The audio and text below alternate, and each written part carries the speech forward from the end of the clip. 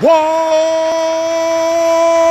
up, nerds and nerdettes and wee little nerdlings all? It's your buddy Big Johnny G for Two Gun Pixie presents Legendary Gaming.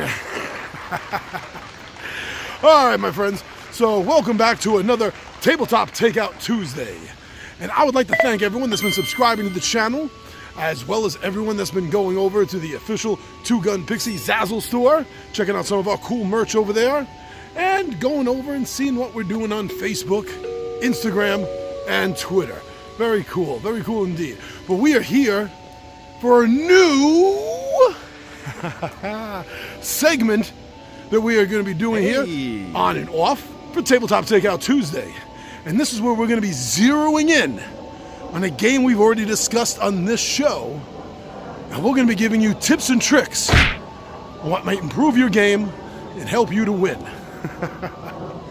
I've been in discussion with Tommy V and the 20-Sided Warriors about doing this specific segment, and it just hasn't happened yet, and there's no real reason. We've just been so bogged down with other things. But with this being a new year, a new decade, I decided it's time. Let's do this. Let's do this right, and let's do this fun.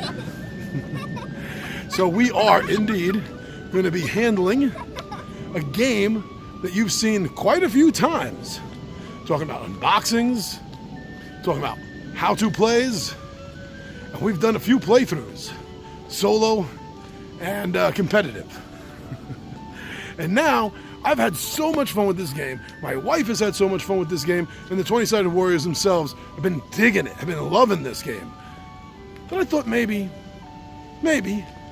why don't we start with this? Why don't we try with this particular one? And this game that I am going to be giving you information for on some of the ways that I find to help win this game is called The Bloody End. Yes, you actually have seen quite a few of that episodes on this show, and now we're just going to ramp it up one more step and show you what we think are good tactics to help you win.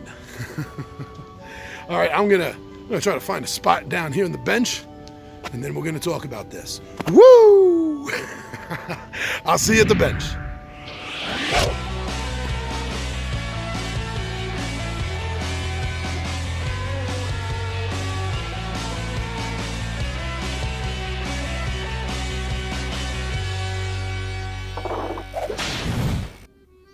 The Bloody Inn.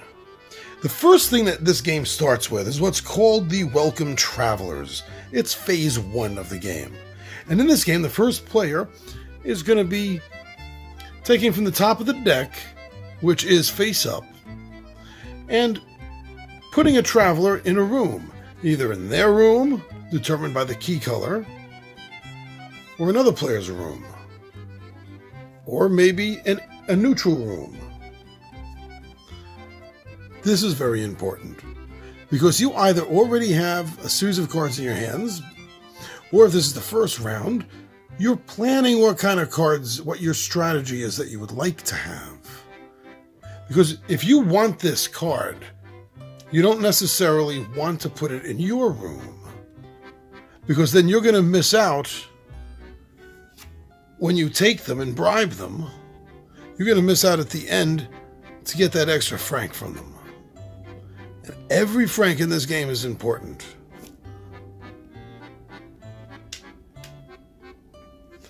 So you don't necessarily want to put them in a neutral room, because anyone will grab that room, because no one is going to lose a franc for that. Now, if you put it in an opponent's room, preferably an opponent you think will not need that particular card, then when you grab it, not only are you getting the card that you wanted, but you're taking a franc away from your opponent. As you're building your hand to build annexes, there's a certain strategy that you're going to want to keep if you're going to have a chance to win. And these 4 cards are key. Each of the cards will immediately get you 4 franc as soon as you build the annex. But that's not where their importance lies. Because at the end of the game, they're going to help you score. Depending on how many cards, how many annexes you have out in play of the matching color, such as the purple. Every purple card you have out as an annex at the end of the game is going to score you extra bonus points. 4.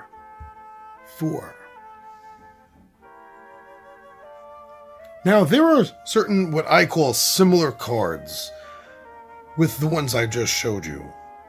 Because they are matching cards for each of the sets that have something similar. Such as the Newsboy. Immediately earn 1 franc per blue annex that you have built, including this one. These are the kind of cards that you are going to want to grab up and you're going to want to hold in your hand. Okay, this is the important part because they're only getting you these cool extra points, these extra francs, if you have enough buildings already out. So you want to hold on to these cards in your hand until you've had a chance to build 3 or 4 or maybe 5, and then put this out. That's what's going to make it worth it. Now with the green, there's a little bit of a difference, as you may notice. This isn't granting you extra bonus per green house that you have at the end. What it's doing is granting you 3 franc per check that you have. So for each 10-pound franc, you're getting 3 francs. That's pretty cool. 3 other cards that you're going to have to be aware of are cards that are going to actually help you manage your actions each turn. The Butcher, the Shopkeeper, and the Archbishop. Sounds like the setup to a joke, but it's not.